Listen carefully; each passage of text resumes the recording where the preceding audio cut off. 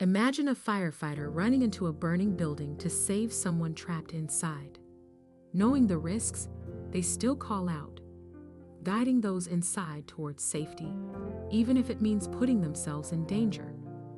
Their voice becomes a beacon, showing the power that words can have in moments of crisis.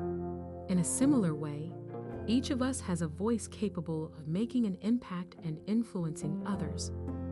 We're given this gift, and we're called to use it wisely and purposefully. Our voices allow us to share the gospel, comfort those in pain, and advocate for justice.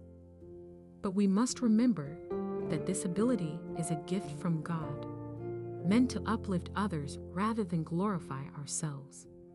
Paul reminds us of this truth in 1 Corinthians 4-7. What do you have that you did not receive? Just as in the parable of the talents, we're entrusted with the responsibility to use our voices to benefit others. Whether our experiences involve loss, family, or faith, God has equipped us to share these lessons to support and uplift those around us. Ultimately, our voices exist to glorify God. We were made for His glory, and our words should reflect this by spreading love and truth, comforting those in need, and speaking up for the voiceless.